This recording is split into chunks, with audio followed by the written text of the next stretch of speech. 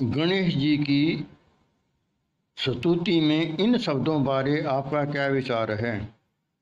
अंधे को आंख देत, कोढ़िन को काया, बांझन को पुत्र देत, निर्धन को धन माया। देखिए, ऐसा कुछ नहीं है। इस ऊपर कही हुए बातों के अनुसार फिर तो कोई भी संसार में अंधा नहीं रहना चाहिए, ना ही कोई कोढ़ी रहना चाहिए, और ना ही कोई बांझ रहनी चाहिए। और निर्धन का तो मतलब ही क्या रहा, सभी धनवान होने चाहिए। यह सब किसी भगत ने जो है उनकी बड़ाई में, महिमा में कसीदे निकाल दिए।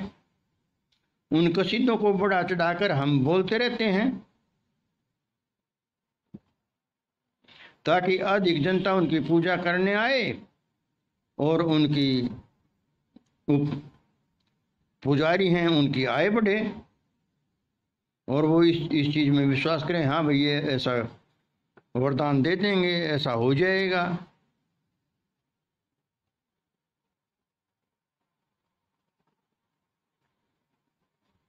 ये गुरुओं की अपनी चालाकी है।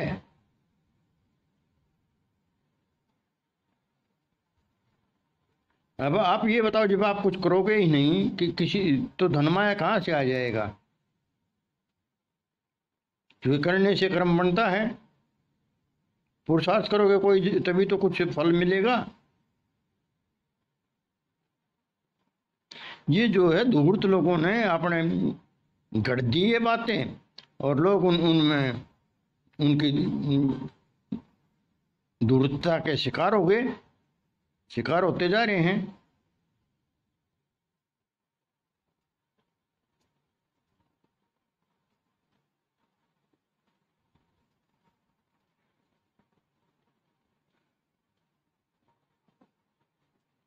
अब हमने ऐसे ऐसे पाखंडियों को सुना है विज्ञापन देते कि उसने मेरे सिर पर हाथ रखा है, मेरी ये बीमारी खत्म होगी।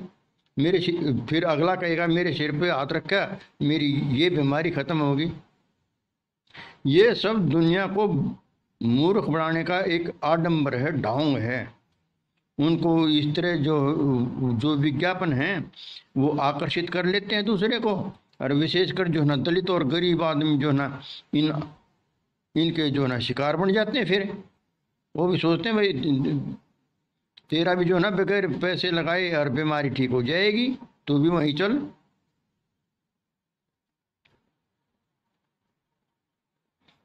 एक आदमी तो ऐसे ही कहते सुना हमने कि मेरी कुर्ते की जेब में 5,000 रुपये मिल गए, खाली थी वो जेब।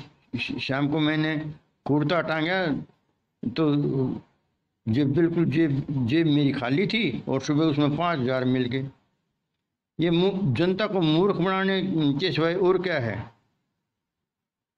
ऐसा कभी होता है? कबीर साहब का तो ज्ञान जो है वो कार्य और कारण की व्यवस्था पर निर्भर करता है।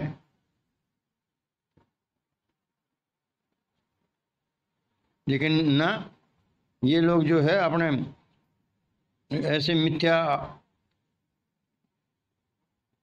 बातें सुन के उनके बेकावे में आके और भेड़ चाल जो ना गड्ढे में गिरते जा रहे हैं।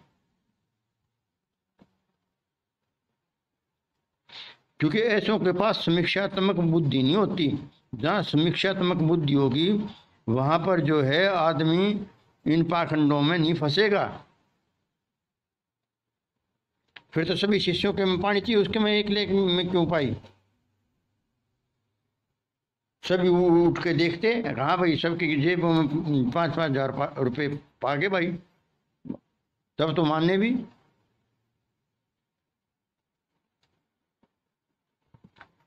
किसी गलती को सुधारने का क्या उपाय है? इसका इसका तो यही उपाय है कि दोबारा वैसी गलती न की जाए, और जो पहले की या पहले कर चुका है उसका पश्चाताप करे।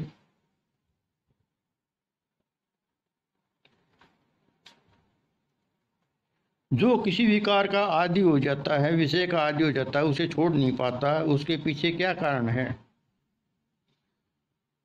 उसके पीछे विशेष कारण है, क्योंकि वह अपनी उस रुचि वाले पहलू को, सुख को देखता है,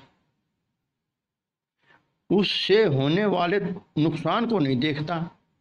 उसके बारे में सोचता ही नहीं है कि भविष्य में इसका क्या नुकसान होगा। लेकिन जिस दिन भी उसने उस नुकसान के बारे में सोच लिया, उस दिन से वह उससे छुटकारा पाने की कोशिश करेगा। किसी भी तरह के नशे की लत तो उसका आर्थिक, शारीरिक, सामाजिक और मानसिक पतन करती ही करती है। इसलिए निर्विकार बनो। निर्विकार बनने से जो है वो जीवन सुख में रहता है।